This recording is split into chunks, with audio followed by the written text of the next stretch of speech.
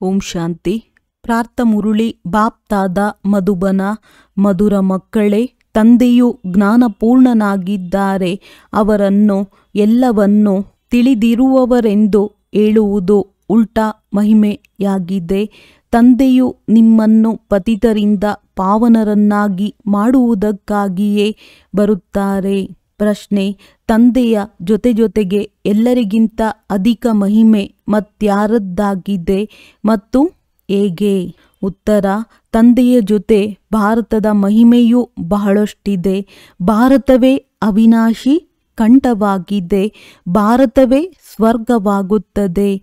ತಂದೆಯು ಭಾರತವಾಸಿಗಳನ್ನೇ ಧನವಂತರು, ಸುಖಿ ಮತ್ತು ಪವಿತ್ರರನ್ನಾಗಿ ಮಾಡಿದ್ದಾರೆ. ಗೀತೆಯ ಮಹಿಮೆಯು ಅಪರಂಪಾರವಾಗಿದೆ. ಸರ್ವಶಾಸ್ತ್ರಮಹಿ ಶಿರೋಮಣಿ ಗೀತೆಯಾಗಿದೆ. ನೀವು ಚೈತನ್ಯ ಜ್ಞಾನ ಗಂಗೆಯರಿಗೂ ಬಹಳ ಮಹಿಮೆ ಇದೆ. ನೀವು ಡೈರೆಕ್ಟ್ ಜ್ಞಾನಸಾಗರನಿಂದ ಹೊರಟಿದ್ದೀರಿ. ಓಂ ಶಾಂತಿ. ಓಂ ಶಾಂತಿಯ ಅರ್ಥವನ್ನು ಹೊಸ ಹಾಗೂ ಹಳೆಯ ಮಕ್ಕಳು ತಿಳಿದುಕೊಂಡಿದ್ದೀರಿ. ನಾವೆಲ್ಲ ಆತ್ಮಗಳು ಪರಮಾತ್ಮನ ಸಂತಾನರಾಗಿದ್ದೇವೆ.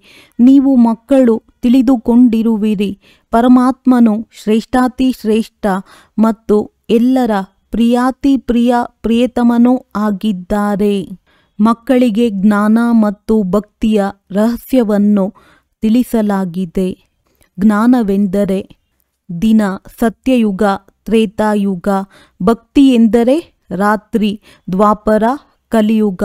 ಭಾರತದ್ದೇ ಮಾತಾಗಿದೆ. ಮೊಟ್ಟ ಮೊದಲಿಗೆ ನೀವು ಭಾರತವಾಸಿಗಳೇ ಬರುತ್ತೀರಿ. ನೀವು ಭಾರತವಾಸಿಗಳಿಗಾಗಿಯೇ 84 ಜನ್ಮಗಳ ಚಕ್ರವಿದೆ. ಭಾರತವೇ ಅವಿನಾಶಿ ಖಂಡವಾಗಿದೆ. ಇದೇ ಭಾರತ ಖಂಡವು ಸ್ವರ್ಗವಾಗುತ್ತದೆ. ಮತ್ಯಾವುದೇ ಖಂಡವು ಸ್ವರ್ಗವಾಗುವುದಿಲ್ಲ. ಮಕ್ಕಳಿಗೆ ತಿಳಿಸಲಾಗಿದೆ, ಹೊಸ ಪ್ರಪಂಚ ಸತ್ಯಯುಗದಲ್ಲಿ ಭಾರತವೇ ಇರುತ್ತದೆ. ಭಾರತವೇ ಸ್ವರ್ಗವೆಂದು ಕರೆಸಿಕೊಳ್ಳುತ್ತದೆ. ಭಾರತವಾಸಿಗಳೇ 84 ಜನ್ಮಗಳನ್ನು ತೆಗೆದುಕೊಳ್ಳುತ್ತಾರೆ, ಮತ್ತೆ ನರಕವಾಸಿಗಳಾಗುತ್ತಾರೆ. ಅವರೇ ಪುನಃ ಸ್ವರ್ಗವಾಸಿಗಳಾಗುತ್ತಾರೆ. ಈ ಸಮಯದಲ್ಲಿ ಎಲ್ಲರೂ ನರಕವಾಸಿಗಳಾಗಿದ್ದಾರೆ. ಆದರೂ ಸಹ ಮತ್ತೆಲ್ಲ ಖಂಡಗಳು ವಿನಾಶವಾಗಿ ಮತ್ತೆ ಭಾರತವೇ ಇರುವುದು. ಭಾರತ ಖಂಡದ ಮಹಿಮೆಯು ಅಪರಂಪಾರವಾಗಿದೆ. ಭಾರತದಲ್ಲಿಯೇ ತಂದೆಯು ಬಂದು ನಿಮಗೆ ರಾಜಯೋಗವನ್ನು ಕಲಿಸುತ್ತಾರೆ. ಇದು ಗೀತೆಯ ಪುರುಷೋತ್ತಮ ಸಂಗಮಯುಗವಾಗಿದೆ. ಭಾರತವೇ ಮತ್ತೆ ಪುರುಷೋತ್ತಮವಾಗುವುದಿದೆ. ಈಗ ಆ ಆದಿಸನಾತನ ದೇವಿ ದೇವತಾ ಧರ್ಮವೂ ಇಲ್ಲ, ರಾಜ್ಯವೂ ಇಲ್ಲ. ಆದ್ದರಿಂದ ಆ ಯುಗವೂ ಇಲ್ಲ. ನೀವು ತಿಳಿದುಕೊಂಡಿದ್ದೀರಿ, ಪ್ರಪಂಚದ ಸರ್ವಶಕ್ತಿವಂತನೆಂದು ಒಬ್ಬ ಭಗವಂತನಿಗೆ ಹೇಳಲಾಗುತ್ತದೆ. ಭಗವಂತನು ಅಂತರ್ಯಾಮಿಯಾಗಿದ್ದಾರೆ. ಅವರು ಆಂತರ್ಯವನ್ನು ತಿಳಿದಿದ್ದಾರೆ ಎಂದು ಹೇಳಿ ಭಾರತವಾಸಿಗಳೇ ಬಹಳ ತಪ್ಪು ಮಾಡುತ್ತಾರೆ. ತಂದೆಯು ತಿಳಿಸುತ್ತಾರೆ, ನಾನು ಯಾರ ಆಂತರ್ಯವನ್ನು ನೋಡುವುದಿಲ್ಲ. ಪತಿತರನ್ನು ಪಾವನ ಮಾಡುವುದೇ ನನ್ನ ಕೆಲಸವಾಗಿದೆ. ಬಾಬಾ ತಾವಂತೂ ಅಂತರ್ಯಾಮಿಯಾಗಿದ್ದೀರೆಂದು ಅನೇಕರು ಹೇಳುತ್ತಾರೆ. ಆದರೆ ತಂದೆಯು ತಿಳಿಸುತ್ತಾರೆ, ನಾನು ಅಂತರ್ಯಾಮಿಯಲ್ಲ. ನಾನು ಯಾರ ಹೃದಯವನ್ನು ಹೊಕ್ಕು ನೋಡುವುದಿಲ್ಲ. ಕೇವಲ ಪತಿತರನ್ನು ಪಾವನ ಮಾಡಲು ಬರುತ್ತೇನೆ. ನಾನು ಬರುವುದೇ ಪತಿತ ಪ್ರಪಂಚದಲ್ಲಿ ಮತ್ತು ಯಾವಾಗ ಹಳೆಯ ಪ್ರಪಂಚವನ್ನು ಹೊಸದನ್ನಾಗಿ ಮಾಡಬೇಕಾಗಿದೆಯೋ ಆಗ ಒಂದೇ ಬಾರಿ ಬರುತ್ತೇನೆ. ಮನುಷ್ಯರಿಗೆ ಈ ಪ್ರಪಂಚವು ಹೊಸದರಿಂದ ಹಳೆಯದು, ಹಳೆಯದರಿಂದ ಯಾವಾಗ ಹೊಸದಾಗುತ್ತದೆ ಎಂಬುದೇ ತಿಳಿದಿಲ್ಲ. ಪ್ರತಿಯೊಂದು ವಸ್ತು ಹೊಸದರಿಂದ ಹಳೆಯದು. ಸತೋ ರಜೋ ತಮೋದಲ್ಲಿ ಅವಶ್ಯವಾಗಿ ಬರುತ್ತದೆ. ಮನುಷ್ಯರೂ ಸಹ ಇದೇ ರೀತಿ ಬರುತ್ತಾರೆ. ಬಾಲಕನು ಸತೋ ಪ್ರಧಾನನಾಗಿರುತ್ತಾನೆ, ನಂತರ ಯುವಕನಾಗುತ್ತಾನೆ, ನಂತರ ವೃದ್ಧನಾಗುತ್ತಾನೆ. ಅರ್ಥಾತ್ ಸತೋ ರಜೋ ತಮೋದಲ್ಲಿ ಬರುತ್ತಾನೆ. ವೃದ್ಧ ಶರೀರವಾದಾಗ ಅದನ್ನು ಬಿಟ್ಟು ಮತ್ತೆ ಮಗುವಾಗುತ್ತಾನೆ. ಮಕ್ಕಳಿಗೆ ಗೊತ್ತಿದೆ, ಹೊಸ ಪ್ರಪಂಚದಲ್ಲಿ ಭಾರತವು ಎಷ್ಟೊಂದು ಶ್ರೇಷ್ಠವಾಗಿತ್ತು. ಭಾರತದ ಮಹಿಮೆಯು ಅಪರಂಪಾರವಾಗಿದೆ. ಇಷ್ಟೊಂದು ಸುಖಿ, ಧನವಂತ, ಪವಿತ್ರವಾದದ್ದು ಮತ್ಯಾವ ಖಂಡವೂ ಇಲ್ಲ. ಅದನ್ನು ಮತ್ತೆ ಸತೋಪ್ರಧಾನವನ್ನಾಗಿ ಮಾಡಲು ತಂದೆಯು ಬಂದಿದ್ದಾರೆ. ಸತೋಪ್ರಧಾನ ಪ್ರಪಂಚದ ಸ್ಥಾಪನೆಯಾಗುತ್ತಿದೆ. ತ್ರಿಮೂರ್ತಿ ಬ್ರಹ್ಮ, ವಿಷ್ಣು, ಶಂಕರರನ್ನು ಯಾರು ರಚನೆ ಮಾಡಿದರು? ಶ್ರೇಷ್ಠಾತಿ ಶ್ರೇಷ್ಠನಂತೂ ಶಿವನಾಗಿದ್ದಾರೆ. ತ್ರಿಮೂರ್ತಿ ಬ್ರಹ್ಮನೆಂದು ಮನುಷ್ಯರು ಹೇಳುತ್ತಾರೆ. ಅರ್ಥವನ್ನಂತೂ ತಿಳಿದುಕೊಂಡಿಲ್ಲ. ವಾಸ್ತವದಲ್ಲಂತೂ ತ್ರಿಮೂರ್ತಿ ಶಿವನೆಂದು ಹೇಳಬೇಕು, ಬ್ರಹ್ಮನೆಂದಲ್ಲ. ದೇವ ದೇವ ಮಹಾದೇವ ಎಂದು ಆಡುತ್ತಾರೆ. ಶಂಕರನನ್ನು ಶ್ರೇಷ್ಠ ಸ್ಥಾನದಲ್ಲಿ ಇಡುತ್ತಾರೆ. ಅಂದ ಮೇಲೆ ತ್ರಿಮೂರ್ತಿ ಶಂಕರನೆಂದು ಹೇಳಬೇಕಿತ್ತಲ್ಲವೇ? ತ್ರಿಮೂರ್ತಿ ಬ್ರಹ್ಮನೆಂದು ಏಕೆ ಹೇಳುತ್ತಾರೆ? ಶಿವನು ರಚಯಿತನಾಗಿದ್ದಾರೆ. ಪರಮಪಿತ ಪರಮಾತ್ಮನು ಬ್ರಹ್ಮರವರ ಮೂಲಕ ಬ್ರಾಹ್ಮಣರ ಸ್ಥಾಪನೆ ಮಾಡುತ್ತಾರೆಂದು ಹೇಳುತ್ತಾರೆ. ಭಕ್ತಿ ಮಾರ್ಗದಲ್ಲಿ ಜ್ಞಾನಪೂರ್ಣ ತಂದೆಯನ್ನು ಎಲ್ಲವನ್ನು ಅರಿತಿರುವವರೆಂದು ಹೇಳಿಬಿಡುತ್ತಾರೆ. ಆ ಮಹಿಮೆಯಂತೂ ಅರ್ಥಸಹಿತವಾಗಿಲ್ಲ. ನೀವು ಮಕ್ಕಳು ತಿಳಿದುಕೊಂಡಿದ್ದೀರಿ. ತಂದೆಯ ಮೂಲಕ ನಮಗೆ ಆಸ್ತಿಯೂ ಸಿಗುತ್ತದೆ. ಸ್ವಯಂ ಅವರೇ ನಾವು ಬ್ರಾಹ್ಮಣರಿಗೆ ಓದಿಸುತ್ತಾರೆ. ಏಕೆಂದರೆ ಅವರು ತಂದೆಯೂ ಆಗಿದ್ದಾರೆ, ಪಾರಲೌಕಿಕ ಶಿಕ್ಷಕನೂ ಆಗಿದ್ದಾರೆ. ವಿಶ್ವದ ಚರಿತ್ರೆ, ಭೂಗೋಳವು ಹೇಗೆ ಸುತ್ತುತ್ತದೆ ಎಂಬುದನ್ನು ಸಹ ತಿಳಿಸುತ್ತಾರೆ. ಅವರೇ ಜ್ಞಾನಪೂರ್ಣನಾಗಿದ್ದಾರೆ. ಆದರೆ ಅವರು ತಿಳಿಸಿಕೊಡುವವರಲ್ಲ. ಈ ಮಾತು ತಪ್ಪಾಗಿದೆ. ನಾನು ಬಂದು ಕೇವಲ ಪತಿತರನ್ನು ಪಾವನರನ್ನಾಗಿ ಮಾಡುತ್ತೇನೆ. 21 ಜನ್ಮಗಳಿಗಾಗಿ ರಾಜ್ಯಭಾಗ್ಯವನ್ನು ಕೊಡುತ್ತೇನೆ. ಭಕ್ತಿ ಮಾರ್ಗದಲ್ಲಿ ಅಲ್ಪಕಾಲದ ಸುಖವಿದೆ. ಇದನ್ನು ಸನ್ಯಾಸಿಗಳು, ಹಠಯೋಗಿಗಳು ತಿಳಿದುಕೊಂಡೇ ಇಲ್ಲ. ಬ್ರಹ್ಮತತ್ವವನ್ನು ನೆನಪು ಮಾಡುತ್ತಾರೆ. ಬ್ರಹ್ಮತತ್ವವು ಭಗವಂತನಲ್ಲ. ಭಗವಂತನು ಒಬ್ಬ ನಿರಾಕಾರ ಶಿವನಾಗಿದ್ದಾರೆ. ಅವರೇ ಸರ್ವ ಆತ್ಮಗಳ ತಂದೆಯಾಗಿದ್ದಾರೆ. ನಾವಾತ್ಮಗಳ ನಿವಾಸ ಸ್ಥಾನವು ಬ್ರಹ್ಮಾಂಡ ಮಧುರ ಮನೆಯಾಗಿದೆ. ಅಲ್ಲಿಂದ ನಾವಾತ್ಮಗಳು ಇಲ್ಲಿ ಪಾತ್ರವನ್ನಭಿನಯಿಸಲು ಬರುತ್ತೇವೆ. ನಾನು ಒಂದು ಶರೀರವನ್ನು ಬಿಟ್ಟು 2ನೇ ಅಥವಾ 3ನೆಯ ಶರೀರವನ್ನು ತೆಗೆದುಕೊಳ್ಳುತ್ತೇನೆ ಎಂದು ಆತ್ಮವು ಹೇಳುತ್ತದೆ. 84 ಜನ್ಮಗಳೂ ಸಹ ಭಾರತವಾಸಿಗಳದ್ದಾಗಿದೆ. ಇವರೇ ಬಹಳ ಭಕ್ತಿ ಮಾಡಿದ್ದಾರೆ. ಮತ್ತೆ ಇವರೇ ಜ್ಞಾನವನ್ನು ಹೆಚ್ಚಿನದ್ದಾಗಿ ತೆಗೆದುಕೊಳ್ಳುತ್ತಾರೆ. ತಂದೆಯು ತಿಳಿಸುತ್ತಾರೆ, ಗೃಹಸ್ಥ ವ್ಯವಹಾರದಲ್ಲಿ ಬಲೆ ಇರಿ, ಆದರೆ ಶ್ರೀಮತದಂತೆ ನಡೆಯಿರಿ. ನೀವೆಲ್ಲ ಆತ್ಮಗಳು ಒಬ್ಬ ಪರಮಾತ್ಮ ಪ್ರಿಯತಮನ ಪ್ರಿಯತಮೆಯರಾಗಿದ್ದೀರಿ. ಭಕ್ತಿ ಮಾರ್ಗದಿಂದ ಹಿಡಿದು ನೀವು ನೆನಪು ಮಾಡುತ್ತಾ ಬಂದಿದ್ದೀರಿ. ಆತ್ಮವು ತಂದೆಯನ್ನು ನೆನಪು ಮಾಡುತ್ತದೆ. ಇದು ದುಃಖಧಾಮವಾಗಿದೆ. ನಾವಾತ್ಮಗಳೇ ಮೂಲತಃ ಶಾಂತಿಧಾಮದ ನಿವಾಸಿಗಳಾಗಿದ್ದೇವೆ. ನಂತರ ಸುಖಧಾಮದಲ್ಲಿ ಬರುತ್ತೇವೆ. 84 ಜನ್ಮಗಳನ್ನು ತೆಗೆದುಕೊಂಡೆವು. ಅಂಸೋ ಸೋ ಅಂನ ಅರ್ಥವನ್ನು ತಿಳಿಸಿದ್ದಾರೆ. ಇದಕ್ಕೆ ಅವರು ಆತ್ಮವೇ ಪರಮಾತ್ಮ, ಪರಮಾತ್ಮನೇ ಆತ್ಮನೆಂದು ಹೇಳುತ್ತಾರೆ. ಈಗ ತಂದೆಯು ತಿಳಿಸಿದ್ದಾರೆ, ನಾವೇ ದೇವತಾ, ಕ್ಷತ್ರಿಯ, ವೈಶ್ಯ, ಶೂದ್ರರಾಗುತ್ತೇವೆ. ಈಗ ನಾವು ದೇವತೆಗಳಾಗಲು ಬ್ರಾಹ್ಮಣರಾಗಿದ್ದೇವೆ. ಇದು ಯಥಾರ್ಥ ಅರ್ಥವಾಗಿದೆ. ಅವರು ಹೇಳುವುದು ತಪ್ಪಾಗಿದೆ. ಸತ್ಯಯುಗದಲ್ಲಿ ಒಂದು ದೇವಿ ದೇವತಾ ಧರ್ಮವಿತ್ತು, ಅದ್ವೈತ್ಯ ಧರ್ಮವಿತ್ತು. ಕೊನೆಯಲ್ಲಿ ಅನ್ಯ ಧರ್ಮಗಳು ಬಂದಿರುವ ಕಾರಣ ದ್ವೈತವಾಗಿದೆ. ದ್ವಾಪರದಿಂದ ಆಸುರಿ ರಾಜ್ಯವು ಆರಂಭವಾಗಿ ಬಿಡುತ್ತದೆ. ಸತ್ಯಯುಗದಲ್ಲಿ ರಾವಣ ರಾಜ್ಯವೇ ಇರುವುದಿಲ್ಲ. ಅಂದ ಮೇಲೆ ಪಂಚವಿಕಾರಗಳೂ ಸಹ ಇರಲು ಸಾಧ್ಯವಿಲ್ಲ. ಅದು ಸಂಪೂರ್ಣ ನಿರ್ವಿಕಾರಿ ಪ್ರಪಂಚವಾಗಿದೆ. ರಾಮ ಸೀತೆಯರಿಗೂ 14 ಕಲಾ ಸಂಪೂರ್ಣರೆಂದು ಹೇಳಲಾಗುತ್ತದೆ. ರಾಮನಿಗೆ ಬಾಣವನ್ನು ಏಕೆ ತೋರಿಸಿದ್ದಾರೆ ಎಂಬುದನ್ನು ಸಹ ಯಾವ ಮನುಷ್ಯರು ಅರಿತುಕೊಂಡಿಲ್ಲ. ಇಲ್ಲಿ ಹಿಂಸೆಯ ಮಾತಂತೂ ಇಲ್ಲ. ನೀವು ಈಶ್ವರೀಯ ವಿದ್ಯಾರ್ಥಿಗಳಾಗಿದ್ದೀರಿ ಅಂದ ಮೇಲೆ ಇವರು ತಂದೆಯೂ ಆದರು. ನೀವು ವಿದ್ಯಾರ್ಥಿಗಳಾಗಿರುವ ಕಾರಣ ಶಿಕ್ಷಕರೂ ಆದರು ಮತ್ತು ನೀವು ಮಕ್ಕಳಿಗೆ ಸದ್ಗತಿ ನೀಡಿ ಸ್ವರ್ಗದಲ್ಲಿ ಕರೆದುಕೊಂಡು ಹೋಗುವುದರಿಂದ ತಂದೆ, ಶಿಕ್ಷಕ, ಸದ್ಗುರು ಮೂವರೂ ಆದರೂ ನೀವು ಅವರ ಮಕ್ಕಳಾಗಿದ್ದೀರಿ ಅಂದ ಮೇಲೆ ನಿಮಗೆ ಎಷ್ಟೊಂದು ಖುಷಿ ಇರಬೇಕೋ. ಮನುಷ್ಯರಂತೂ ಏನೂ ತಿಳಿದುಕೊಂಡಿಲ್ಲ. ರಾವಣ ರಾಜ್ಯವಲ್ಲವೇ? ಪ್ರತಿ ವರ್ಷವೂ ರಾವಣನನ್ನು ಸುಡುತ್ತಾ ಬರುತ್ತಾರೆ. ಆದರೆ ರಾವಣ ಯಾರು ಎಂಬುದನ್ನು ತಿಳಿದುಕೊಂಡಿಲ್ಲ. ನೀವು ತಿಳಿದುಕೊಂಡಿದ್ದೀರಿ, ಈ ರಾವಣನು ಭಾರತದ ಎಲ್ಲರಿಗಿಂತ ದೊಡ್ಡ ಶತ್ರುವಾಗಿದ್ದಾನೆ. ಈ ಜ್ಞಾನವು ನೀವು ಮಕ್ಕಳಿಗೆ ಜ್ಞಾನಪೂರ್ಣ ತಂದೆಯಿಂದಲೇ ಸಿಗುತ್ತದೆ. ಅವರೇ ಜ್ಞಾನಸಾಗರ, ಆನಂದ ಸಾಗರನಾಗಿದ್ದಾರೆ. ಜ್ಞಾನಸಾಗರನಿಂದ ನೀವು ಮೋಡಗಳನ್ನು ತುಂಬಿಸಿಕೊಂಡು ಮತ್ತೆ ಹೋಗಿ ಮಳೆ ಸುರಿಸುತ್ತೀರಿ. ನೀವು ಜ್ಞಾನಗಂಗೆಯರಾಗಿದ್ದೀರಿ. ನಿಮ್ಮದೇ ಮಹಿಮೆ ಇದೆ.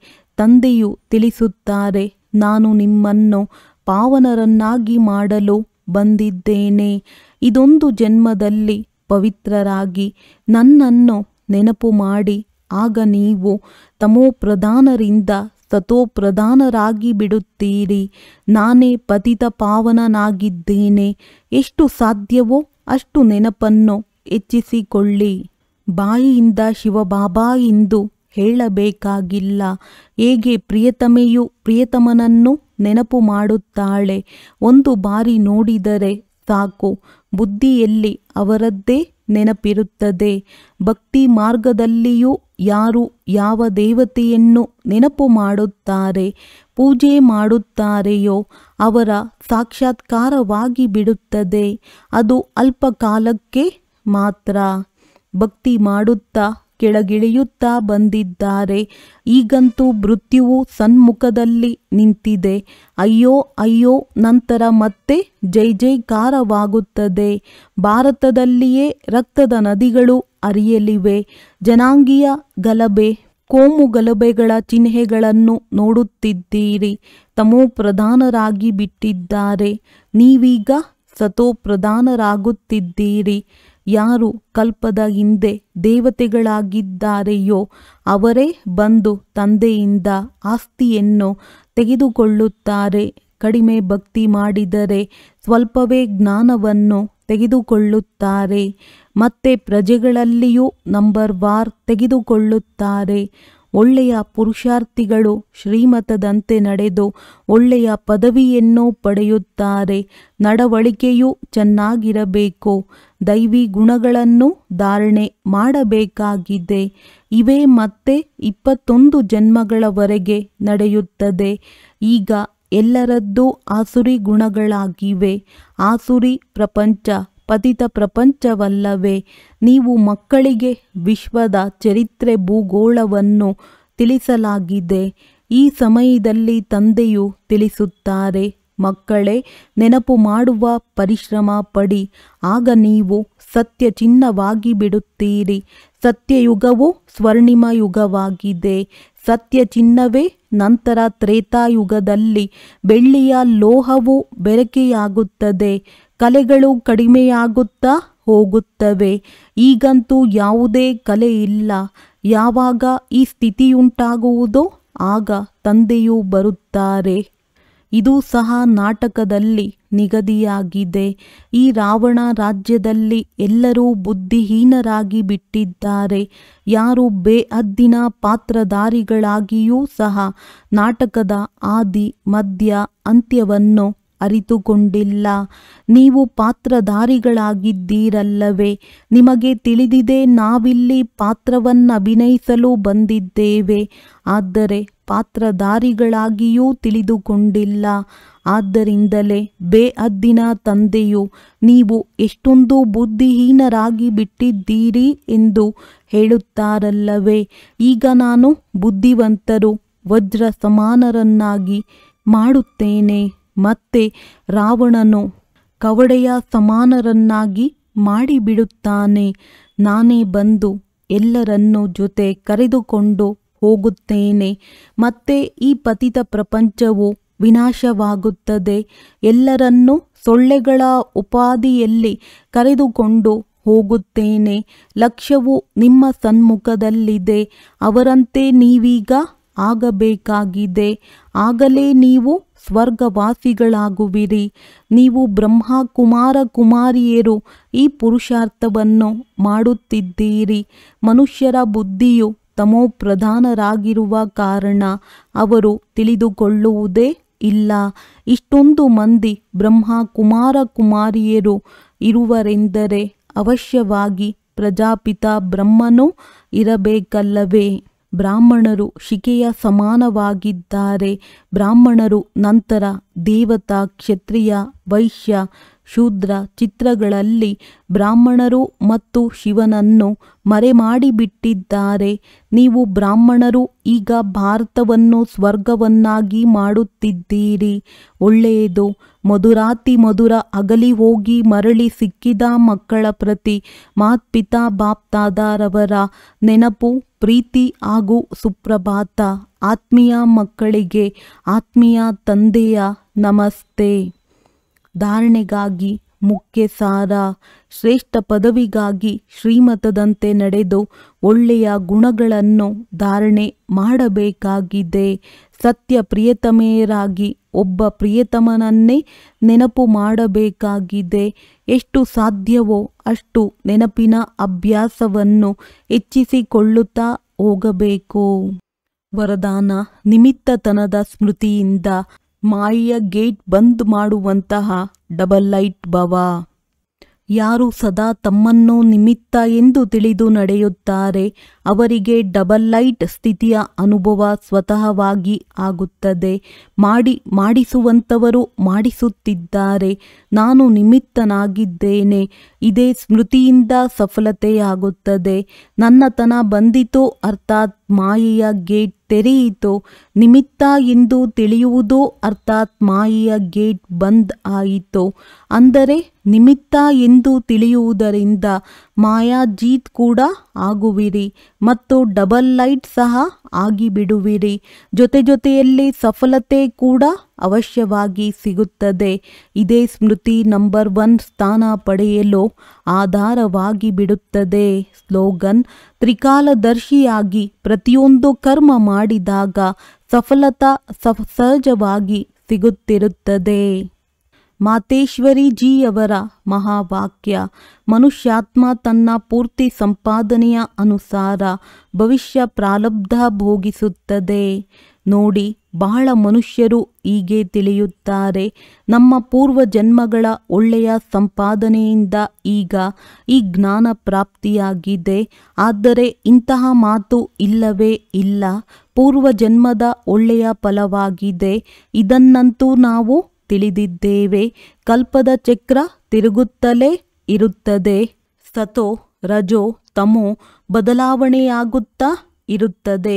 ಆದರೆ ಡ್ರಾಮಾ ಅನುಸಾರ ಪುರುಷಾರ್ಥದಿಂದ ಪ್ರಾರಬ್ಧ ಮಾಡಿಕೊಳ್ಳುವಂತಹ ಮಾರ್ಜಿನ್ ಇಡಲಾಗಿದೆ. ಅದಕ್ಕಾಗಿಯೇ ಸತ್ಯಯುಗದಲ್ಲಿ ಕೆಲವರು ರಾಜ ರಾಣಿ, ಕೆಲವರು ದಾಸಿ, ಕೆಲವರು ಪ್ರಜೆಯ ಪದವಿಯನ್ನು ಪಡೆಯುತ್ತಾರೆ.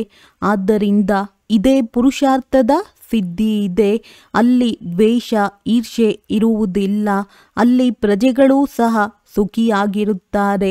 ರಾಜ ರಾಣಿ ಪ್ರಜೆಗಳನ್ನು ಈ ರೀತಿ ಸಂಭಾಲನೆ ಮಾಡುತ್ತಾರೆ. ಹೇಗೆ ತಂದೆ ತಾಯಿ ತಮ್ಮ ಮಕ್ಕಳನ್ನು ಸಂಭಾಲನೆ ಮಾಡುತ್ತಾರೆ. ಅಲ್ಲಿ ಬಡವ ಶ್ರೀಮಂತ ಎಲ್ಲರೂ ಸಂತುಷ್ಟರಾಗಿರುತ್ತಾರೆ. ಈ ಒಂದು ಜನ್ಮದ ಪುರುಷಾರ್ಥದಿಂದ 21 ಪೀಳಿಗೆಗಾಗಿ ಸುಖವನ್ನು ಭೋಗಿಸುವಿರಿ. ಇದಾಗಿದೆ ಅವಿನಾಶಿ ಸಂಪಾದನೆ. ಯಾವುದು ಈ ಅವಿನಾಶಿ ಸಂಪಾದನೆಯಲ್ಲಿ ಅವಿನಾಶಿ ಜ್ಞಾನದಿಂದ ಅವಿನಾಶಿ ಪದವಿ ಸಿಗುವುದು.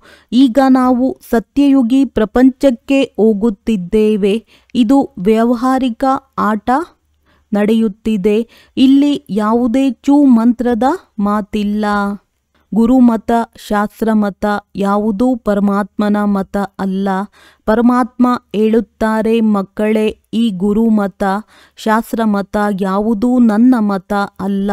ಇವರು ಕೇವಲ ನನ್ನ ಹೆಸರು ಹೇಳಿ ಮತ ಕೊಡುತ್ತಾರೆ. ಆದರೆ ನನ್ನ ಮತ ನನಗೆ ಗೊತ್ತು. ನನ್ನ ಮಿಲನದ ಮತವನ್ನು ನಾನು ಬಂದು ಕೊಡುತ್ತೇನೆ. ಅದಕ್ಕೆ ಮೊದಲು ನನ್ನ ವಿಳಾಸ ಯಾರಿಗೂ ತಿಳಿದಿಲ್ಲ. ಗೀತೆಯಲ್ಲಿ ಬಲೆ ಭಗವಾನುವಾಚ ಎಂದಿದೆ. ಆದರೆ ಗೀತೆಯನ್ನು ಸಹ ಮನುಷ್ಯರು ಮಾಡಿದ್ದಾರೆ. ಭಗವಂತನಂತೂ ಸ್ವಯಂ ಜ್ಞಾನಸಾಗರನಾಗಿದ್ದಾನೆ. ಭಗವಂತ ಏನು ಮಾಡುತ್ತಾನೆ, ಏನು ಮಹಾವಾಕ್ಯ ಹೇಳುತ್ತಾರೆ, ಅದರ ನೆನಪಾರ್ಥವಾಗಿ ನಂತರ ಗೀತೆಯನ್ನು ಮಾಡಲಾಗಿದೆ. ಈ ವಿದ್ವಾಂಸರು, ಪಂಡಿತರು, ಆಚಾರ್ಯರು ಹೇಳುತ್ತಾರೆ, ಪರಮಾತ್ಮನು ಸಂಸ್ಕೃತದಲ್ಲಿ ಮಹಾವಾಕ್ಯ ಉಚ್ಚಾರಣೆ ಮಾಡಿದ್ದಾರೆ. ಅದನ್ನು ಕಲಿಯದ ಹೊರತು ಪರಮಾತ್ಮನನ್ನು ಮಿಲನ ಮಾಡಲು ಸಾಧ್ಯವಿಲ್ಲ. ಇವರಂತೂ ಇನ್ನೂ ಉಲ್ಟಾ ಕರ್ಮಕಾಂಡದಲ್ಲಿ ಸಿಕ್ಕಿ ಹಾಕಿಸುತ್ತಾರೆ. ವೇದಶಾಸ್ತ್ರ ಓದಿ ಒಂದು ವೇಳೆ ಮೆಟ್ಟಿಲನ್ನು ಹತ್ತಿದ್ದೇ ಆದರೆ ನಂತರ ಅಷ್ಟೇ ಇಳಿಯಬೇಕಾಗುತ್ತದೆ. ಅರ್ಥಾತ್ ಅವರನ್ನು ಮರೆತು ಒಬ್ಬ ಪರಮಾತ್ಮನ ಜೊತೆ ಬುದ್ಧಿಯೋಗವನ್ನು ಜೋಡಿಸಬೇಕು. ಏಕೆಂದರೆ ಪರಮಾತ್ಮ ಸ್ಪಷ್ಟವಾಗಿ ಹೇಳುತ್ತಾರೆ, ಈ ಕರ್ಮಕಾಂಡ ವೇದಶಾಸ್ತ್ರ ಓದುವುದರಿಂದ ನನ್ನ ಪ್ರಾಪ್ತಿಯಾಗುವುದಿಲ್ಲ. ನೋಡಿ, ಧ್ರುವ, ಪ್ರಹ್ಲಾದ, ಮೀರಾ ಇವರೆಲ್ಲ ಯಾವ ಶಾಸ್ತ್ರ ಓದಿದ್ದರು? ಇಲ್ಲಿ ಓದಿರುವುದೆಲ್ಲವನ್ನು ಮರೆಯಬೇಕಾಗುತ್ತದೆ. ಹೇಗೆ ಅರ್ಜುನನು ಓದಿದ್ದನು, ಆದರೆ ಅದನ್ನೂ ಸಹ ಮರೆಯಬೇಕಾಯಿತು. ಭಗವಂತನ ಸ್ಪಷ್ಟ ಮಹಾವಾಕ್ಯವಾಗಿದೆ, ಶ್ವಾಸ ಶ್ವಾಸ ನನ್ನನ್ನು ನೆನಪು ಮಾಡಿ. ಇದರಲ್ಲಿ ಏನನ್ನೂ ಮಾಡುವ ಅವಶ್ಯಕತೆ ಇಲ್ಲ. ಎಲ್ಲಿಯವರೆಗೆ ಈ ಜ್ಞಾನ ಇಲ್ಲ ಅಲ್ಲಿಯವರೆಗೆ ಭಕ್ತಿ ಮಾರ್ಗ ನಡೆಯುತ್ತದೆ. ಆದರೆ ಜ್ಞಾನದ ದೀಪವು ಜಾಗೃತವಾಗಿ ಬಿಡುವುದು. ಇದರಿಂದ ಕರ್ಮಕಾಂಡ ಬಿಟ್ಟು ಹೋಗಿಬಿಡುತ್ತೆ. ಏಕೆಂದರೆ ಕರ್ಮಕಾಂಡ ಮಾಡುತ್ತಾ ಮಾಡುತ್ತಾ ಒಂದು ವೇಳೆ ಶರೀರ ಬಿಟ್ಟು ಹೋದರೆ ಅದರಿಂದ ಏನು ಲಾಭ ಸಿಕ್ಕಿತು? ಪ್ರಾರಬ್ಧವಂತೂ ಆಗಲೇ ಇಲ್ಲ. ಕರ್ಮ ಬಂಧನದ ಲೆಕ್ಕಾಚಾರದಿಂದಂತೂ ಮುಕ್ತಿ ಸಿಗಲಿಲ್ಲ. ಜನರಂತೂ ತಿಳಿಯುತ್ತಾರೆ, ಸುಳ್ಳು ಹೇಳಬಾರದು, ಕಳ್ಳತನ ಮಾಡಬಾರದು, ಯಾರಿಗೂ ದುಃಖ ಕೊಡಬಾರದು. ಇದು ಒಳ್ಳೆಯ ಕರ್ಮವಾಗಿದೆ. ಆದರೆ ಇದಂತೂ ಸದಾ ಕಾಲಕ್ಕಾಗಿ ಕರ್ಮದ ಬಂಧನದಿಂದ ಬಿಡಿಸಿಕೊಳ್ಳಬೇಕು ಮತ್ತು ವಿಕರ್ಮಗಳ ಬೇರನ್ನು ತೆಗೆದು ಹಾಕಬೇಕು. ನಾವಂತೂ ಈಗ ಬಯಸುತ್ತೇವೆ ಇಂತಹ ಬೀಜ ಹಾಕಿ ಯಾವುದರಿಂದ ಒಳ್ಳೆಯ ಕರ್ಮದ ಮರ ಬೆಳೆಯಬೇಕು. ಅದರಿಂದ ಮನುಷ್ಯ ಜೀವನದ ಕಾರ್ಯವನ್ನು ತಿಳಿದು ಶ್ರೇಷ್ಠ ಕರ್ಮವನ್ನು ಮಾಡಬೇಕು. ಒಳ್ಳೆಯದು. ಓಂ ಶಾಂತಿ. ಅವ್ಯಕ್ತ ಸೂಚನೆ. ಕಂಬೈನ್ಡ್ ರೂಪದ ಸ್ಮೃತಿಯಿಂದ ಸದಾ ವಿಜಯಿಯಾಗಿರಿ. ಶಿವಶಕ್ತಿಯ ಅರ್ಥವೇ ಆಗಿದೆ ಕಂಬೈನ್ಡ್. ತಂದೆ ಮತ್ತು ನೀವು ಇಬ್ಬರನ್ನೂ ಸೇರಿಸಿ ಶಿವಶಕ್ತಿ ಎಂದು ಹೇಳಲಾಗುತ್ತದೆ. ಯಾರು ಕಂಬೈನ್ಡ್ ಆಗಿರುತ್ತಾರೆ ಅವರನ್ನು ಯಾರು ಬೇರ್ಪಡಿಸಲು ಸಾಧ್ಯವಿಲ್ಲ. ಇದೇ ನೆನಪಿಟ್ಟುಕೊಳ್ಳಿ, ನಾವು ಕಂಬೈನ್ಡ್ ಆಗಿರುವುದಕ್ಕೆ ಅಧಿಕಾರಿಯಾಗಿದ್ದೇವೆ. ಮೊದಲು ಹುಡುಕುವವರಾಗಿದ್ದೆವು ಮತ್ತು ಈಗ ಜೊತೆಯಲ್ಲಿರುವವರಾಗಿದ್ದೇವೆ. ಈ ನಶೆ ಸದಾ ಇರಲಿ. ಒಳ್ಳೆಯದು. ಓಂ ಶಾಂತಿ.